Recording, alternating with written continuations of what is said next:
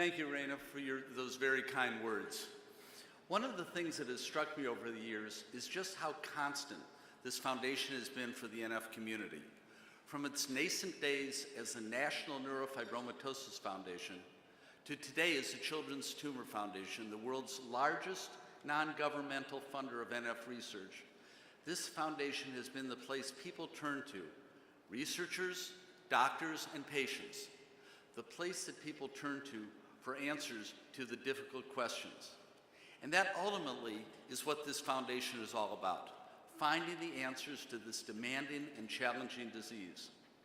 The foundation exists to improve the lives of all NF patients, from diagnosis to prognosis to treatment.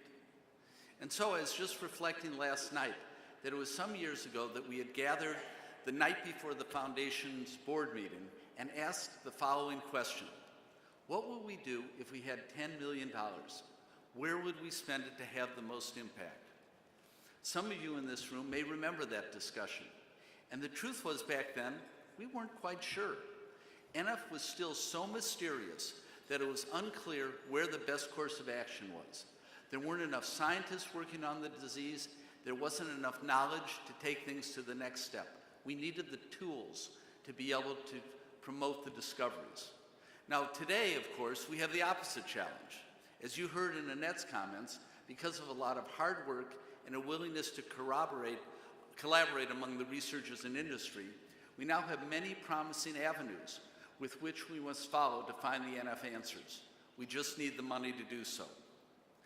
So one of the primary reasons we're at this fortuitous moment in the history of NF is because of the man I'm here to introduce, Dr. Francis Collins. Dr. Collins is the director of the National Institutes of Health, the largest funder of biomedical research in the world. At the NIH, he and his team work to enhance lives and reduce illness and disability. The cutting-edge work they do puts patients at the forefront of their priorities, as a number of you here tonight know from your participation in clinical trials at the NIH, including the promising NF-MEK inhibitor trial being run by Dr. Brigitte Wiedemann, as well as the NF2 trials for Avastin.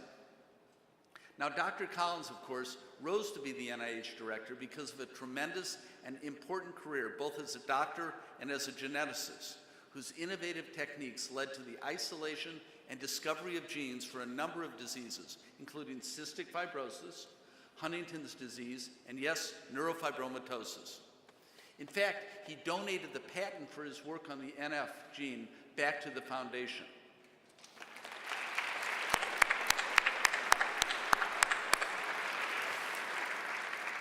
Prior to his tenure as NIH director, Dr. Collins led the Human Genome Project, which mapped all the genes of the human genome. So tonight we are in the presence of a giant in the fields of both medicine and scientific research.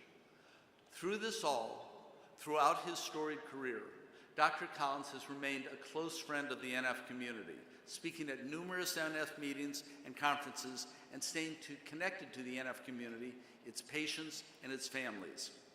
We've long admired Dr. Collins both professionally and personally as a compassionate and dedicated individual.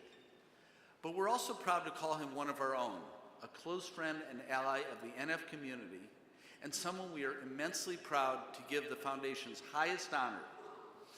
In this 40th year of the Foundation's history, I can't think of anybody more deserving.